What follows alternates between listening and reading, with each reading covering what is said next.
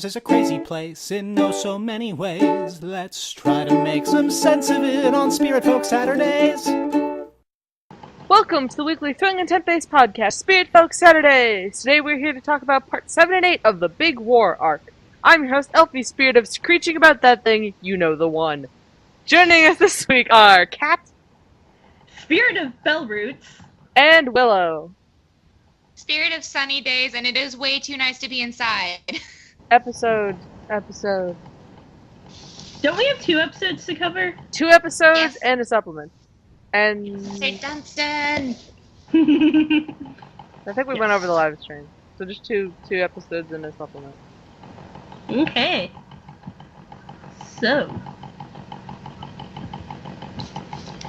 we get to see Sir Dunstan again. Yes! Finally. Yep. And Finally. Colfus. And Colfus. they're live. Colfus got an updated Pog and updated art, so did Dunstan. They both got... Colfus didn't even have art before. He had a Pog. But he has, like, Yeah, a but, puppet like- now. yeah, He didn't have a portrait. yeah. So presumably this is what Jackson meant when he was tweeting about like having a chance to correct some design mistakes. I love it, I love it, I love it. Dunstan looks so cool. Yeah, He looks almost buff. yeah.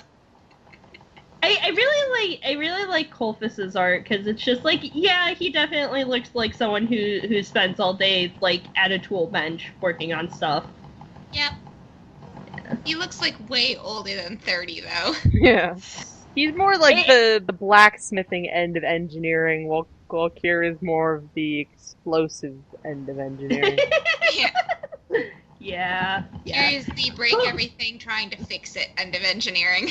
Yeah, Colfus is the making shit people will actually use end, and Kira's the, oh, this seems like a fun idea end. Mhm. Mythbusters. Yes. Oh god, must they actually start that? Like, I can just see Kira and Marcus roping Colfus into helping them with yeah. I'm so excited because apparently he's gonna be getting a house on the Shrouded Isles, and I am so excited. Hopefully, if everything goes well and honor it. It's just going to be the Shrouded Isles is just going to be like the adventuring city of like, okay, we're going on an adventure.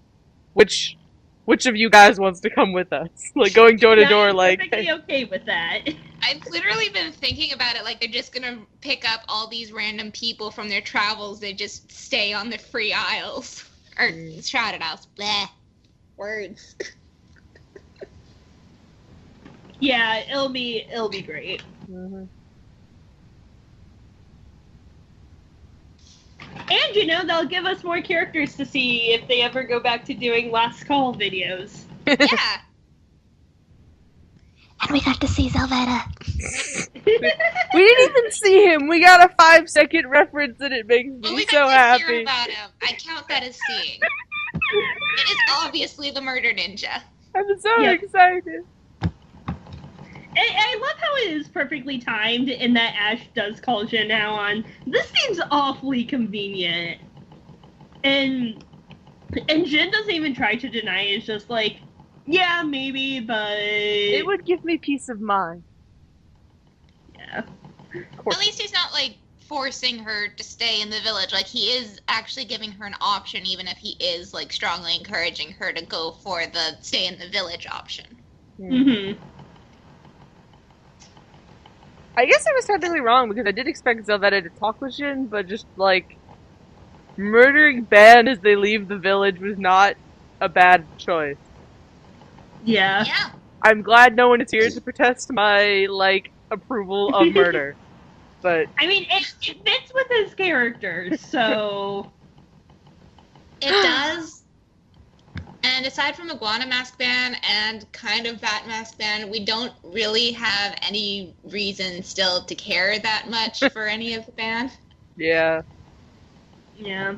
I mean, it's like, there's no explicitly good or evil going on here, like, overall between the two sides, so it's just like, everyone has their interests, but at the same time, we don't have a lot of reason to care about the population on either side. I'm definitely questioning why Zelvetta is just kind of sitting there and murdering a bunch of band on the outskirts of the village. Like, obviously he's not going to charge into the village.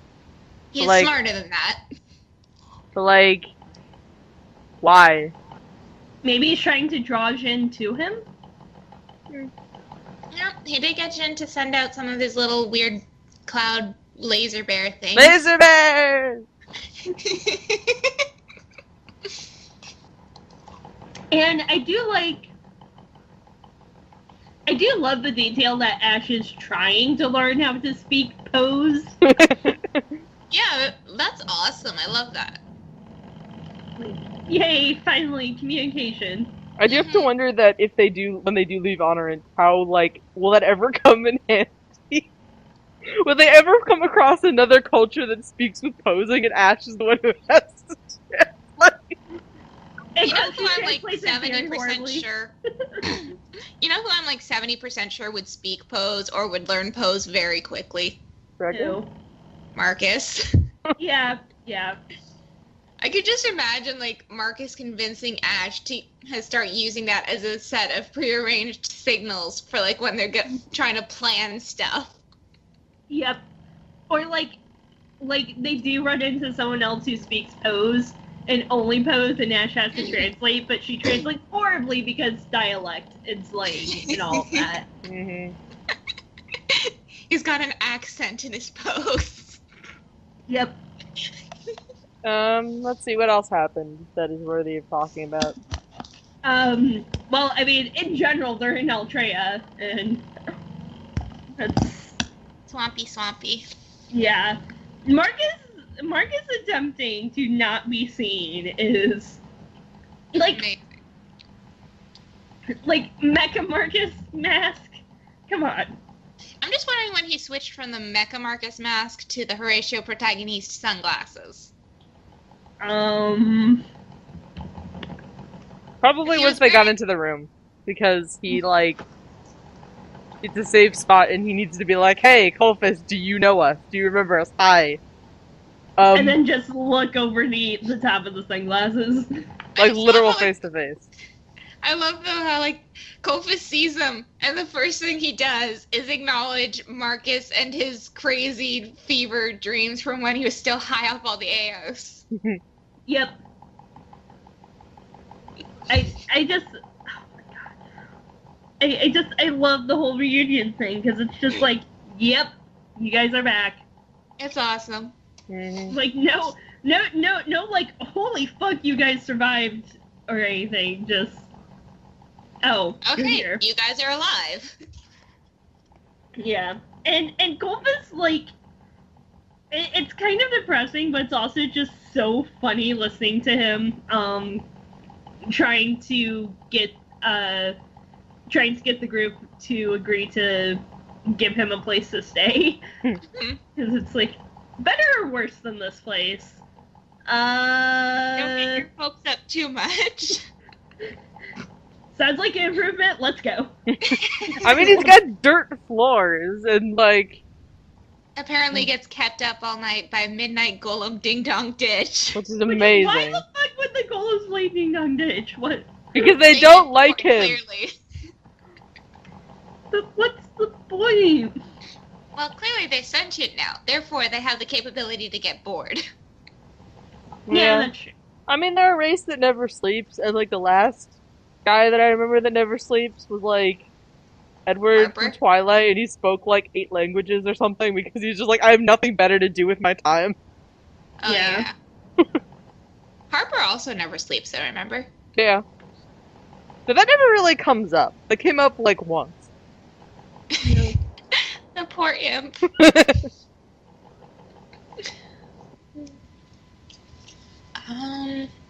Oh yeah, and then Kier being completely meta about the place. Like, this place is low quality. It keeps getting too meta. I don't, like, it's bewildering to me. Like, guys, come on. Yeah. Although at least it's Jay calling himself out and not anyone else being like, oh, this place seems like really low quality or very like undetailed. I will admit though, first time I was listening through it, I didn't even get the whole meta thing until like I saw people talking about it in chat. For me, I'm just like, oh yeah, Kier, like, it's a nasty, swampy place. The dirt's not the most sturdy. Yeah. It's especially fun to me because, okay, Jackson took the chance to update art, make the designs better in general. But Jay's just like, nah, I have the maps for Altrea, you guys are going back to the exact same maps, I'm not going to spruce them up at all. Yeah, because it would be, like, really weird to go back to the same place and just have it be the same but, like, higher quality. It would be really weird. It would be a little weird. I think the reason Jay didn't update it is partially because of laziness and partially just so he could make the joke. It's 100% for the joke. Not to mention they were there for, like, 2 episodes, so I mean... It's not like they really needed to, yeah. I do love the Golem Bucks. That old gag was great, because I was expecting something with Meadshire Mondo Bucks, but... Yeah, that was giving me flashbacks to the Meadshire Mondo Bucks. I'm like, Ash would not like it here. I really, genuinely like the idea and, like, the bits they touched on about, like, golems not sleeping and having, like, their own society and stuff. And that, like, they need to do upkeep on themselves and... It's so interesting. Like, non-living societies are really interesting compared to actual societies of, like, humans. Like, the joke with those human idioms, golems never sleep. That was so creepy. It's so interesting, because it's like, well, yeah, they lived with humans. They evolved from, like, it's the human's language. Yeah. I just find it...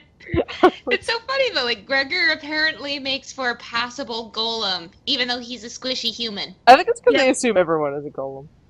Yeah. Well, maybe. Like, it can just be a really well-sculpted golem. I mean, what rational human would come to Altrea at this point? Well, in an email I sent a while back, Jay said that, like, the humans didn't get completely wiped out by the golems, and there weren't, like, a ton of refugees, so, like, I imagine there'd still be at least a decent population of humans there. Unless Jay lied to me. But they probably, like, keep to themselves, except for those few that we saw at the one building. Didn't someone in the episode, like, say that, like, the golems were kind of, like, you know, beneath humans, and now humans are kind of beneath golems? Just in that the golems are running the country. The irony. Yeah. Let's see. I also really like the line of just like, how are you doing today, good gentle golem, or whatever it was. Like, yes, of course. I feel like there must be a trope that is like that. Like how in MLP, it's like every pony instead of everybody. Yeah, I know there is, I just don't know the name of it offhand.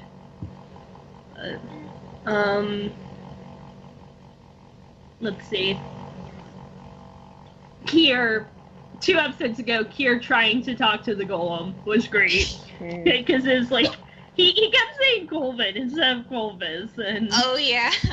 I think Marcus even said Colvin in the latest episode by accident.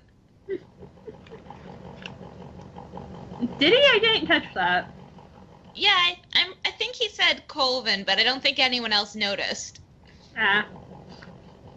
Oh, the trope is called Hold Your Hippogriffs.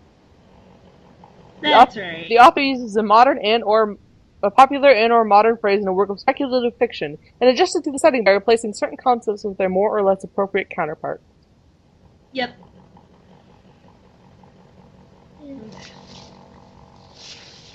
I've actually done that in some of my writing. Like, there's one, it's about pirates, and the main character, like, she hasn't been on land much, so most of the idioms that you get, like, that refer to land, she switches it up so that it refers to, like, stuff about the ocean. Yeah, think or of like, any off the top of my head. or like in general, in like settings that aren't based on Earth, like, well, what do you call a Queen Anne neckline? What do you call a French twist? Oh my What do you, goodness, that's the hardest thing ever. yeah, what do you call these things in a world that doesn't have the source? Yeah. It's so hard. Anyways, yeah, Greg actually did a surprisingly good job talking to the golems Yeah. and like trying to be like, guys, help me out without being Too obvious. entirely obvious. Like he at least led up with, I'm just going to go think over here for a minute. Under the table. Yeah, and so where somehow everyone is fitting, including Sir Dunstan. I like that To be fair, the table was like tipping up at Sir Dunstan's end. I like that all the golems that came in were using the rabid golem art, so you couldn't tell, like, at first glance whether they were hostile or not. Yeah. Like, there are golems coming. Oh god, there's golems coming. Yep. And there's the big one. And then Yep. there's the one golem with the different art that went with them back. It's like, gee, you look familiar. The name's Yeah. still written on his forehead. Yep. Uh, Just Gregor, what is your memory? What is your mind? How Why? do you not? How did that To be golem fair- How did that golem end up tagging along? I have so many questions. Yeah, that is a good question. But like, to be fair, at least for Gregor's bit for not remembering him,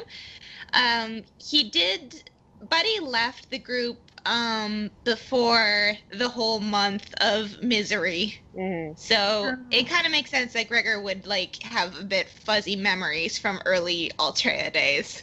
I guess, but he named him, so.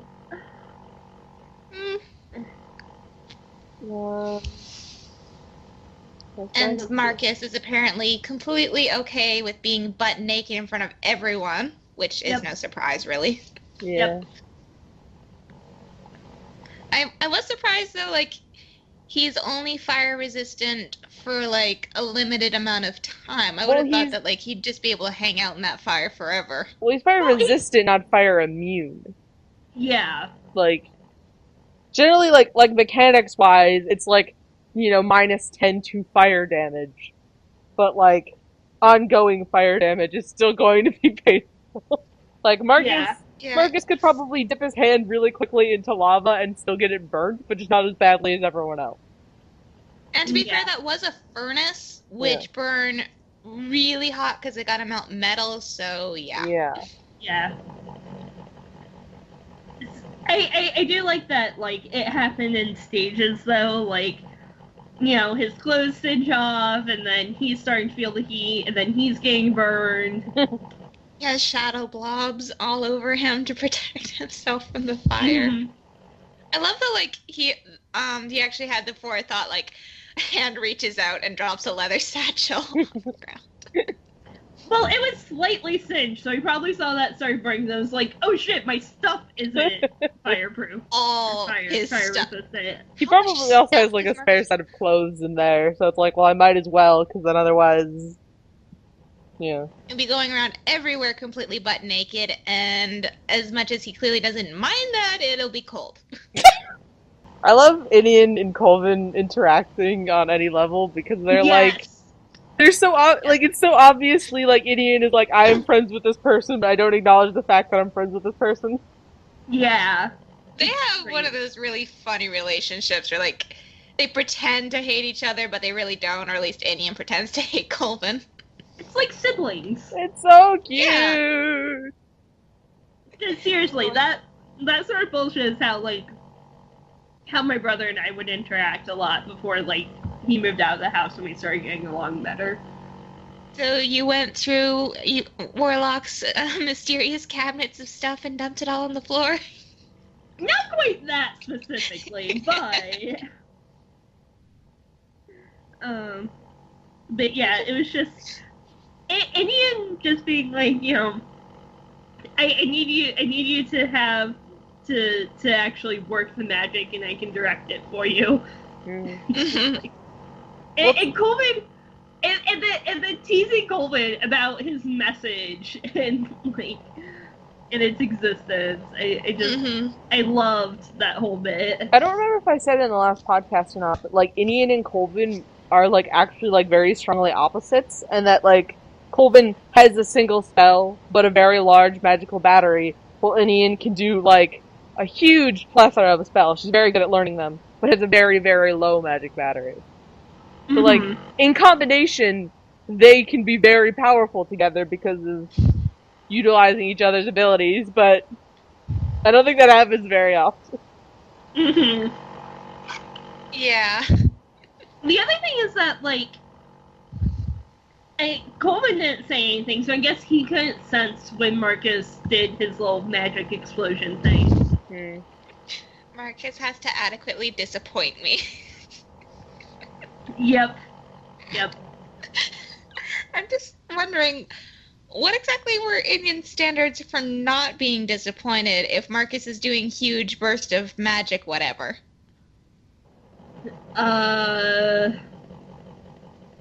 Whatever happened at the top of the wizard tower? Yeah, fair enough. I Everything still, else just disappoints Indian. yeah, we still don't exactly know what the fuck happened there. I know! It's driving me crazy! Like, everything is liquefied. Everyone's fine! Except for Marcus, who apparently has to get put back together by Ash. Yeah. Well, like all we really know is that Inian saved herself and Marcus. Marcus. We don't know about Half how. of Marcus. I don't know how Gregor, who was point blank at the explosion, was fine. Maybe he's like a hamster. He just bounces. I don't know. What? I just got a picture of like a hamster, just like Gregor, and someone just throwing it at the wall, and it falls over, like it bounces off the wall to the ground, and rolls, and just gets up and is fine. Oh my goodness, this is adorable! Yep. And then let's see. There's Bird's annoyance at the golems like destroying all of his furniture. I love Vern. It's so good. Everything is closed by teleport! Yes, that I forgot about that. Just screaming. That's line of 2016. Colvis just, is it close by? Gregor, it's close by teleport. Everything is closed by teleport! Like I said, it's close by teleport. It's great. It was, oh god. I had to pause the video because I was laughing so hard at that. And the poor guys, they don't get to keep the nice table. Nope. Pierre really won that table. It did. We don't have the technology to make it that comfortable. But nope, the golems just take everything and then start shooting the place out. And Yeah. I also want to note Vern's annoyance at Indian and Coleman having gone through his secret Oh cabinet. yes, that was great. You went through my mysterious cabinet. And I love that that's what he actually calls it. It just says you're gone for a few minutes, squatters' rights. Like, really? I would think an hour, maybe, that you It's could Indian. claim squatters' rights, but a few minutes? I mean, it's I know Indian. Like, come on. And she just dumps everything on the floor because it doesn't interest her.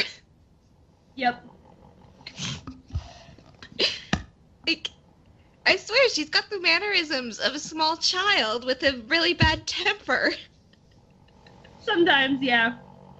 She needs to talk with you, throws a rock at your head. She thinks you're gone, she goes through your shit.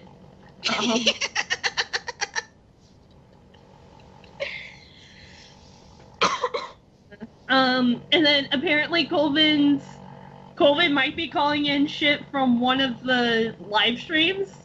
Because at the end of the episode, they're like, we need to go to Caravia for reasons. And then Colvin's like, I got that. I know people there.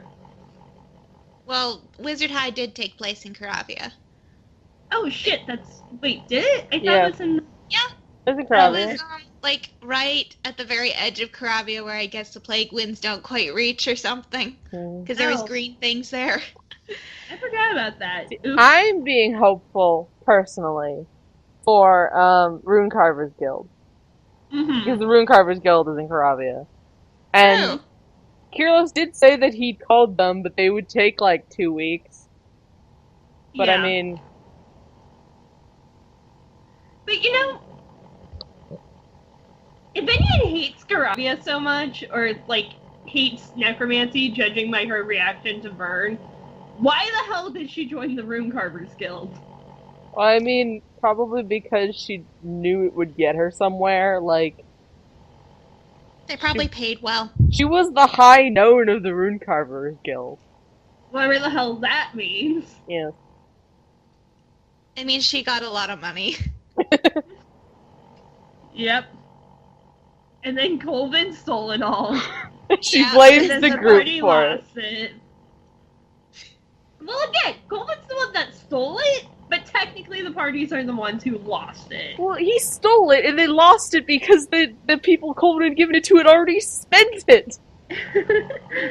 And also the castle kind of blew up with noxious gas. Yes, most of it kind of. Which is the party's fault. It's like, also it's her just fault. Wondering how that worked. It is also her fault. She would have blown up the Legion's eye also, and it would have had the same effect. I'm just wondering where the noxious gas came from and how that came to... Who knows what was How? in that tower? Just who knows? For all we know, there Yeah. was a room that was entirely just a bubble of noxious gas, and then it burst. Yeah. Like, it's like, we know shit that happened at Wizard High, but at the same time, we don't know anything that fucking happened there. No. It's like Gregor's backstory. We know everything except we don't. Yeah. It's infuriating. I want to know. Yep. Yeah, I think... Okay, so yeah, I'd forgotten that Wizard High was in Caravia, so... Yeah, it's possible Colvin's going there to the Rune Carvers Guild instead of... I hope so badly. Half of me kind of expects he wants to go back to the Coven of Dusk and recruit them, but at the same time, I'm like, he does know they died, right? I really hope not. Well, it's Caravia, so death is kinda... Death is kind of meh for them. Exactly. And then we had a supplement. Yes! Spellbird. I still haven't read it. I still haven't finished last month.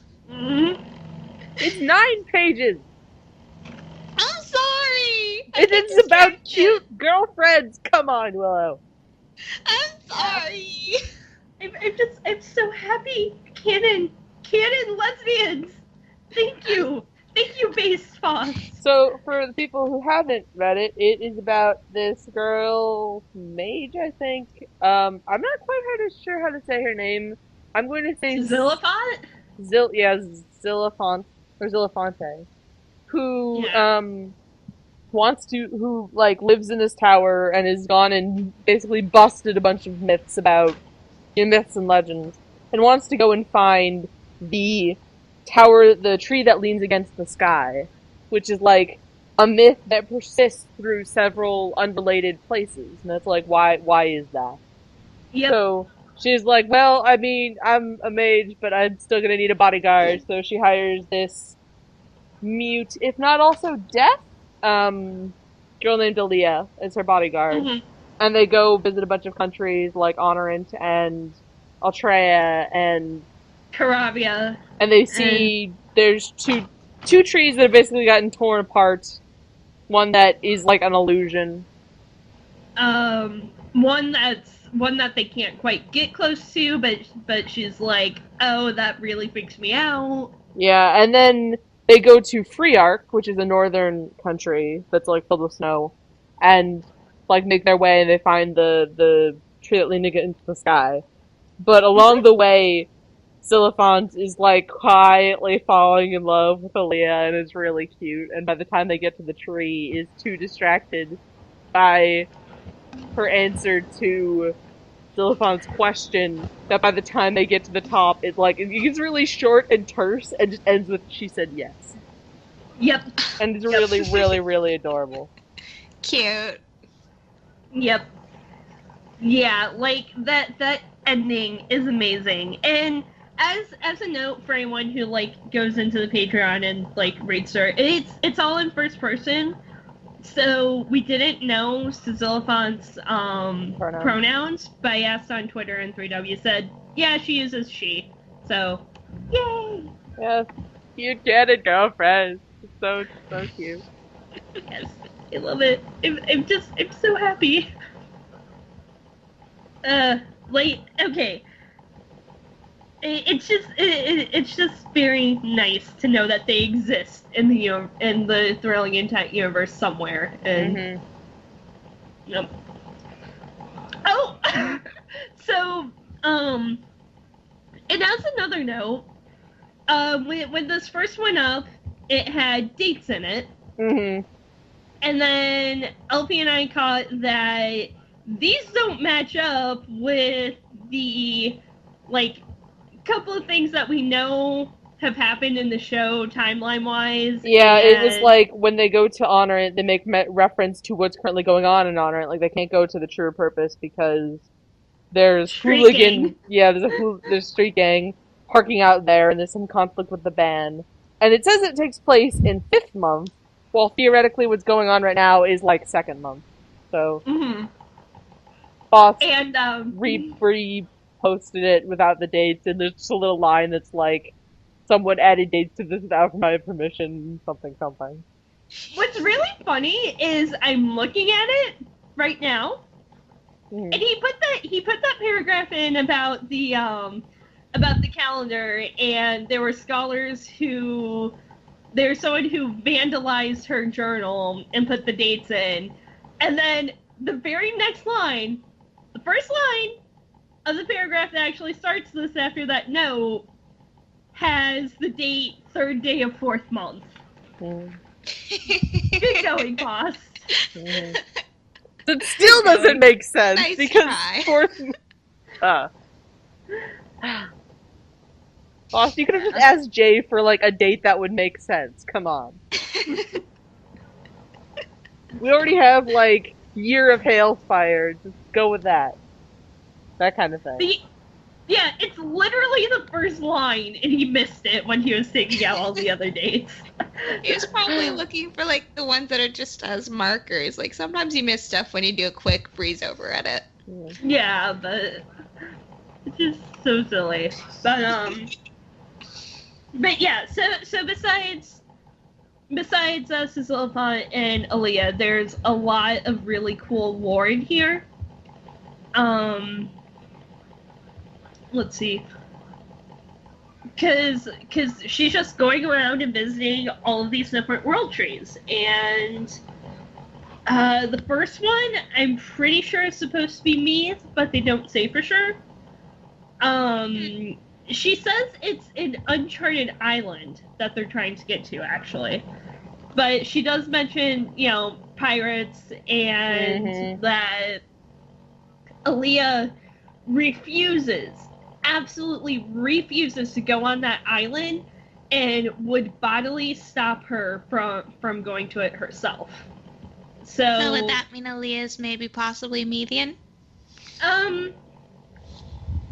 Not necessarily, but there's nothing saying she's not. So it's a possibility. Like, Oracle Yeah. There's the line with, I wonder if she is Priarchy, with how superstitious she seems. And we do know that Meath is superstitious as well, so it's possible. But yeah, so Xylophant, if I can say her name, Jesus Christ. Maybe we need to give her a nickname. She tests the tree with her magic from a distance, and says that there's something wrong with it, a very forced verdancy. It makes me uncomfortable. I feel certain dread from it. Think that feeling of slipping, of being about to fall, but not yet plunging to your death. But knowing in that split instant that the ground that should be beneath your feet isn't, and that you will certainly die. There's also the line that the tree is large enough to fit a town in. Yeah. So presumably neat, and I find it really interesting, especially the forced verdancy bit, because it makes me feel like and that there's unseen energy going through it. It makes me automatically think about the heart pillar, and like, Oh yeah. Mm-hmm. yeah, There's a line that mentions that the tree that they see in Honorant, the one that they can't quite reach because it's always out of view, is where it's always like they follow after it, and no matter how far they go, they never get any closer. There's like a line that's like it's the same kind of tree the rise was built on, and that's like, huh. yeah. That's slightly uncomfortable. Yeah. So it just makes me wonder if obviously there's a constructed way to imprison spirits with the prison on the Shrouded Isles and the Heart Pillar, but are these natural sources of energy that have been like corrupted by humans to do this, or the line was mentioned somewhere that spirits bind better to natural objects or something like that. And it would make sense for like because Ash said that Meath doesn't have a whole lot of spirits, so it would make sense if that was what they were doing with them. The line specifically is, I suspect that it is a similar tree to the one that the Honorian Rise is constructed upon, that the clan leaders have made their home in. This tree seems of similar width, but nearly doubling the rise in height. After all, this tree is still intact. Yeah. So. Oh, and then the line later. Second day, I am convinced this is no tree. Well, it was a tree at one point in the past. What we are chasing is merely a reflection of the tree in the center of Honor, an echo of the rise when it was whole. How strange. Yeah. Ghosts. So the rise was once in the center of Honor, and then it was moved to the coast because of how Honor kind of twists and changes a lot. Yeah, That and would it make sense. used to be bigger. Yeah. Well, like the rise was not always where the clans were, because before that, that like Shinkala used to be flat. Well, there was the Stone of Chiron, which is where the Lily clan was. And there's 4 clans, but there's only 3 spots on the rise. Right. So, question marks? Maybe the rise used to be where the clan of Oaths was, and then the other clans kind of took it over after they overthrew the spirits. Possibly, but I don't know. If you had more room, why would you give it up to just all kind of be there? Like the only reasonable thing I can think of is it's specifically to protect the heart pillar. And yeah, I don't know. So, like, how do you build the rise on top of the tree? Because the rise has always been presented as kind of like a mountain. Like, Yeah. you tunnel through it. There's one that's, like, through it, one that's beneath it, and one that's above it. Maybe it's kind of like what they do in Singapore. What they do is they'll import in dirt, and then they expand the land, like, on the beaches and stuff. Maybe for them it was like the same sort of thing, but they expanded the land into a mountain on top of a tree. It's just weird to go through that much trouble to just, like, build the rise. It does kind of make me think something interesting, though. Like, would that mean that the heart pillar is actually petrified wood and not stone? Possibly.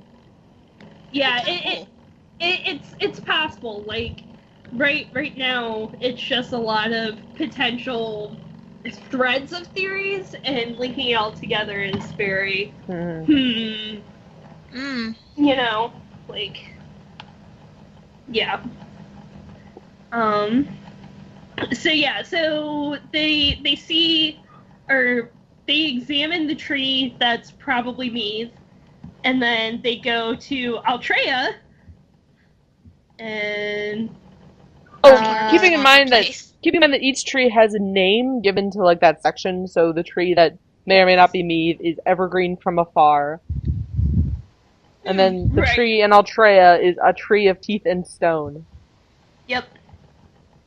Huh. And apparently the golems are like harvesting it to use as parts for themselves, but they're also making sure to not take so much of it that dies or anything. Yeah. And they That give is interesting. them like a thing.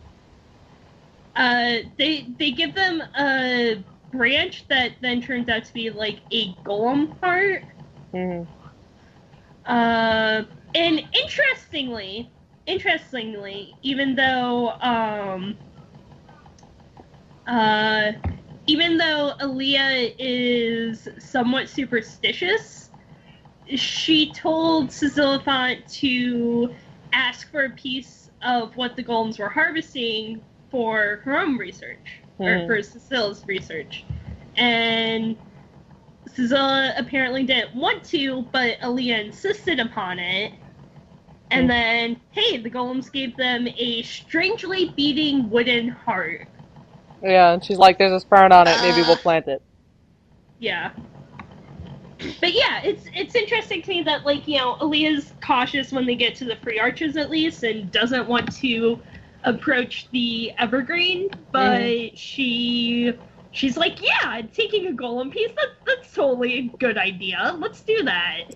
And then the tree they run into in Honorant is the running tree. Yep. They also meet resistance fighters in Altrea, or that's what they think they are. Yeah. That would make sense. And Aaliyah beats them up. Yep. Yep, and Cecile says that her magic is not suited for combat. But yeah. So she's a support mage.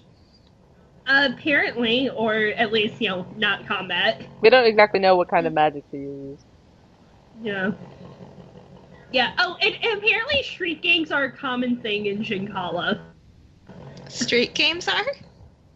Street gangs, because that's what she calls... Oh, gangs. I heard games. Yeah. Sorry, I'm still getting over a cold, so my enunciation is probably all kinds of... That's weird. okay.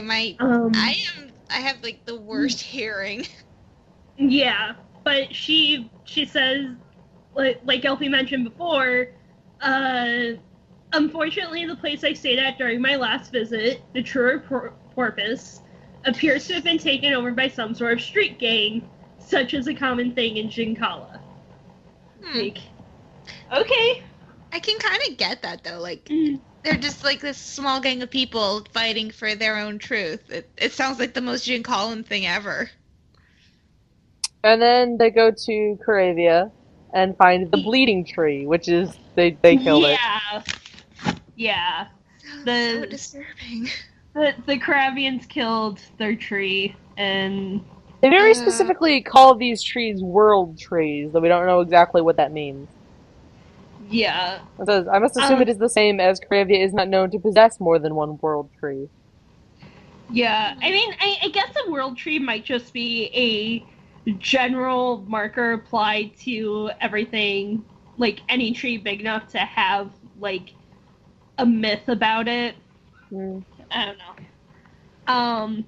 But yeah, so apparently there's undead climbing the bleeding tree all the time, emptying and replacing troughs of sap.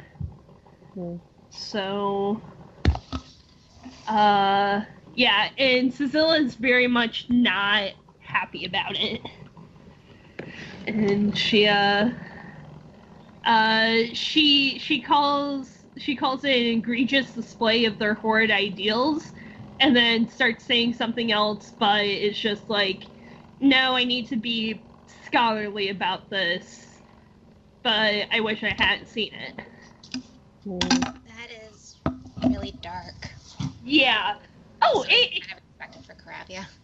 yeah. Like she also says, that she doesn't want to test it with her magic because it's soaked through with Caravian sickness, which is Yikes. yeah. It's like, okay, so does most of the world view it like this, or is it just like some isolated magicians are really, really prejudiced against necromancy? Well, necromancy, in general, tends to be pretty taboo, because, Well, yeah, but I that's a mean, good question, though. yeah, it's on the one hand, it's not bad enough that anyone, as far as we know, is running a military campaign to stamp out Caravia and make sure that there's no more necromancers there. But it is bad enough that there's been at least 2 or 3 characters now who are just ugh, necromancy. And then they try and go to the Necrotheca while they're in Caravia, and apparently Aaliyah's badass enough that even though the people tending the archives there were demanding a second of Sisyphe's life for every second she was in their archives researching, but Aaliyah gets them in with a gesture and a half. Aaliyah, what the hell did you say? And there's just the line of, I must admit, I am becoming quite smitten with her. And it's like, oh. Yeah. Who does this girl know? Right? Exactly. She's Aaliyah, an assassin. what is your deal? Yeah. And then they go to Caravia and find the tree that leans against the sky. Not Caravia, it's Freyarch. And they find the tree that leans against the sky. Yep. There is mention of a vampire called the Night Queen that they should look out for, but they don't actually run into her or anything. It's just some locals warn them, oh, keep an eye out for this. I think she's mentioned on the one of the emails, I think. In the third wheel and fourth wall blog. So vampires are actually gonna be a canon thing in this world. Yes. it would not surprise me if one of the next places the gang goes is Freyarch, considering how often it is mentioned. Yeah. Yeah. And I put in a campaign submission mentioning they go to a snowy place, so. Yeah. I really hope they go to a snowy place because I want to see Ash play in the snow. And Gregory. Right? I just want to see the group so in cute. warm weather clothing. Cold weather So clothing. Cute. Yeah. I think you mean cold weather clothing. Or yeah. Did I say? What did I say? You said warm weather clothing. Oh yeah, I meant cold. I just want everyone in scarves and hats and yeah. But yeah, so Zilla has a moment of, this whole thing about the Night Queen seems very superstitious, but considering everyone tends to disparage me in my search for the leaning tree, I'm just gonna go along with it. Solidarity and all that. I think. And then... Oh god. Sorry, go ahead. Just to note that, the way Sylphant writes is very, fragmented. Yeah. Although, too, it is, specifically mentioned as a journal, in that she will, rewrite it. It's just really interesting, because she writes, there's some sentences that, they seem almost like they cut off mid-sentence, and then she continues writing. And it could be, it's really interesting, because it could just be a thing of, this is where she got distracted or something, there's a noise that she looked up to try and look at or something. I'm just imagining, she's writing as she walks and then she trips. Yeah. I don't know why. Yeah. Let's see. And then she has during their first night camping while they're in Prearch, she talks with Aaliyah, and it's really cute because she says my love only deepens, but she has it crossed out and replaces it with I find myself enjoying her company more and more, and she's like, oh, so cute. It is cute. So cute. Yeah. Aaliyah apparently goes in between Prearch and Alaron a lot. Mm-hmm. Yeah. And this is also where we learned that she's been an assassin before. Yeah. It's very just. I want to Aaliyah. read. I want to read the last bit because I really like this bit. Go Yeah. for it. Go ahead, Elfy. The last paragraph of the thing on page 9 is, the tallest mountain on Prearch. Only at the top do I realize I stand here, hands frigid and shaking, ink nearly freezing on my quill, frigid winds buffeting my face, trying to blow back my hood. We weren't climbing stone, rock. They were roots. Each crevice a gap in the bark. This is no mountain. It's a tree. So tall its trunks pierced the clouds. For a moment they parted, and I saw, beyond a distance we could ever hope to reach, its evergreen peak. Leaning, she said yes. Yeah. There's this big moment that, obviously they saw something, but since Oliphant's more concerned with, oh my god, Aaliyah said that she'll keep traveling with me. Oh my god, oh my god, oh my god. It's so cute. I love it. I love it. I love it. That is really cute. Yeah.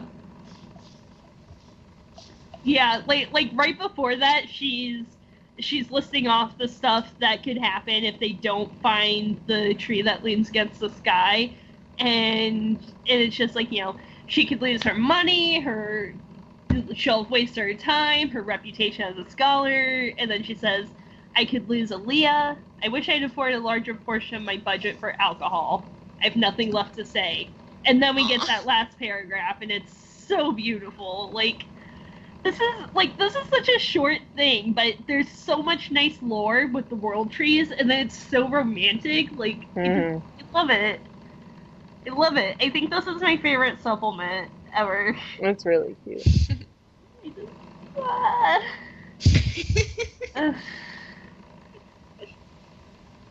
Yeah. God. It just. It really makes me happy that these two exist, okay? I can tell. You're making cute noises. Shut up. It's like... How do I put this? It's like somewhere above the Garnet reveal from Steven Universe, because everyone kind of expected it, but below the Korrasami reveal at the end of Korra, because that had build-up, but no one expected it to actually happen. So, this is somewhere in between those both, and I keep wanting to cry because I'm so happy. I really hope these two show up in canon proper at some point. Mm-hmm. Also, there's a note here, while they're traveling in Prearch, Aaliyah says that the cold is not to be trusted, and cold is capitalized. And it makes things... Spirit? I guess she said that it makes things strange, doubly so the further into the Dark North one goes. So... Sounds like hypothermia. Yeah, but it could also be something in the wilderness. Spirit of hypothermia. Yeah. So anything else you want to talk about? Headcanon series they use, etc. I feel like I had something.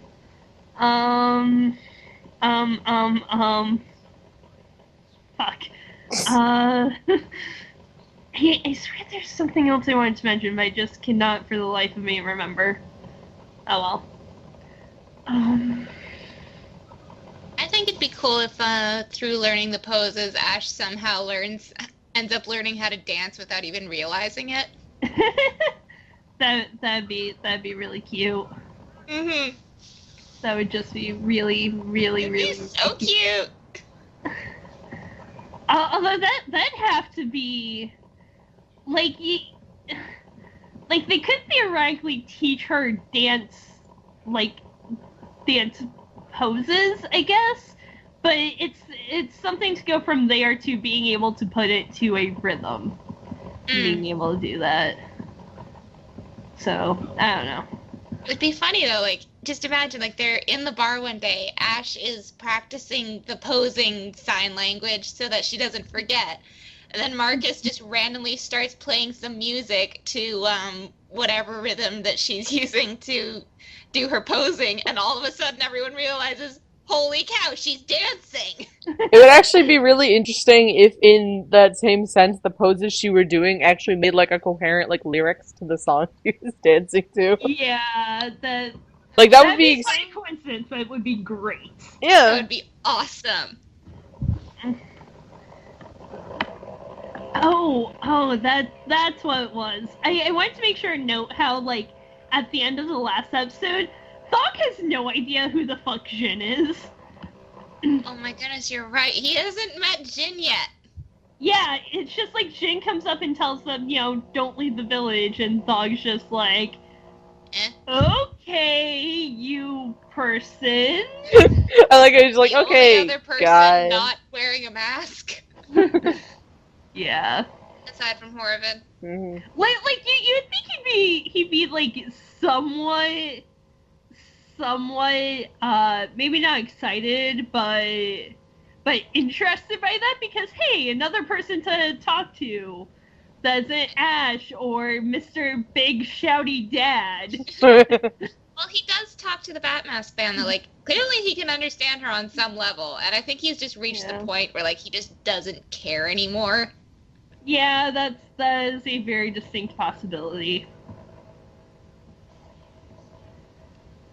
Yeah. So you do realize this means that Jin took a break from however long a bath he was taking because they were expecting company. Well, they were standing at the entrance of the bath, and he came from a completely different direction. Oh yeah, that's true. Oh. When did It's he been like a leave? day, so I mean... Yeah, but Jin also took a bath for like, what was it? 12 Overnight. hours?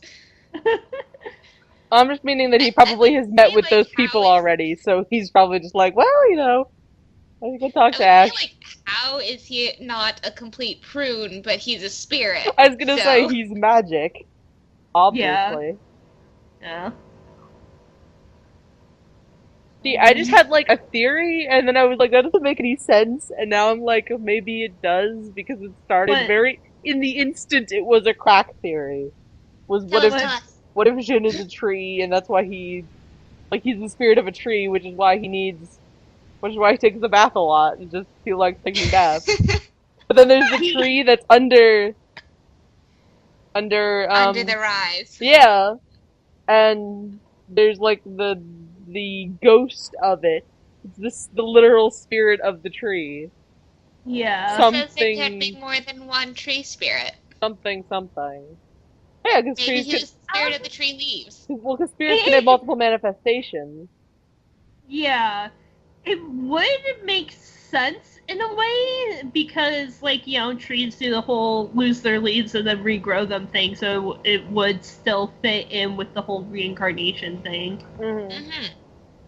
Like, he isn't actually a spirit of maybe reincarnation so much as regrowth. Yeah. I think the exact words that were used were rebirth, but Yeah. it's pretty much the same thing. Yeah. Yeah. So I think that's a good theory now. That was like it went through the process of a crack theory to an oracle theory to an actual theory all in the span of a minute. Yep. Huzzah! Yeah,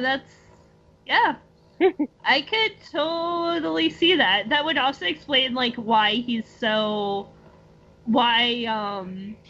he wanted the heart pillar gone too, besides just, freeing all the other spirit, or like making it so that no more spirits could be put into the smush prison thing. And it would explain why Jinkala was built where it was, around the tree.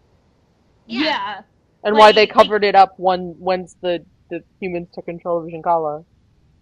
Yeah, like, if he's the spirit of it, then obviously he probably feels like they're basically desecrating his body, especially if the heart pillar is made from, like, a portion of it.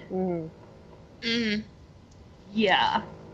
But there's a lot of, like, maybes in there because, the heart pillar is supposedly made out of stone, but could be petrified wood, so that could Which fit is into a lot the like thing. stone. Like, it says so much when they're climbing the actual tree that leans against the sky. Like, she realizes it's not a mountain, they're roots. Yeah. So there is, precedent for wood being stone-like here.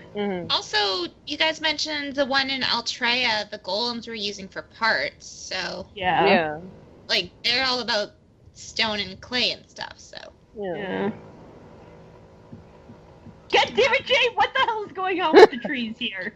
I'm just imagining this big tree made up of random pieces of golems. It's like so steampunk, it's weird. I'm picturing, like, you're probably picturing something really cool. I'm picturing someone like a fridge and just magnets of golems put together in the vague shape of a tree. And then someone, like, touches it and the whole thing just collapses. That's great. Now I want to send that theory to Jay because it's actually a really interesting theory, I think. Yeah. Definitely do it. So, what do we think is going to happen next week? See Zelvetta? Yes, please! Give me this payoff! Give me this payoff! Yeah. I think we'll probably get stuff with the clan leaders, because we didn't see them at all. Possibly. I'm hoping that they skip the going to Karava and just sort of get on to the war now, because, like, there's a lot of preparations going on. And it's very long. Oh, yeah! Have the guys always, like, done part eats with IIX, because that's not how Roman numerals work. I don't think so. I think that's... Okay. Yeah, Roman numerals, they only have it 1 before the bigger number. Yeah, and, like, I just noticed that when I was watching this episode. I was like, wait, that's not right. Someone screwed up. Yeah. There's one in Gods Are Gone that has the wrong Roman numeral, one of the thumbnails. Yeah. Question is, do we blame Jay or Jackson? I think... Geez, I have no idea. It wouldn't surprise me if Jackson makes the fonts and then gives it to them, and it's like, alright, type whatever you're gonna type, because he might not know how long the arc is planning to go on for. Yeah, like Jackson just sends them the file with the with the actual title image, and then whatever font they're using, and yeah. That would make sense. Of course, Frost is the one who does most of the editing now, isn't he? He does the puppeting and, like, audio Jay does stuff. editing, right? Or... Yeah, Jay edits. I thought they mentioned that Frost does most of the editing now. No, I know he that does. Frost, like, uploads them. Jay, like, cuts them and includes, like, the, like, end slates and credits and stuff, and then Foss does the puppeting and audio work. So, like, sound effects. Okay. Anyways. But yeah, I don't know. I want to see whatever they do in Karabia, but at the same time, I also just want this arc to get going because, oh my god, can we finally get out of Honor It, please? Yeah. I want to see Doubt and Charoth again. And Kilo, because Exactly. Kilo's pretty. Exactly. But at the same time, it's just like, oh, there's like a lot going on here, so of course it's going to take a little while. Anyways. Yeah. But yeah, so I'm expecting stuff with the clan leaders next week, potentially. And Zelveta. Yeah, that's all I've got. Yeah, I got nothing. Zelveta was my only theory. If you'd like to listen to more episodes of the podcast, you can find us at spiritfolksaturdays.tumblr.com. If you want to join the TI Skype chat, feel free to shoot us an ask with your Skype name. We'd be happy to have you. Thanks for listening. We'll see everybody next week. Bye!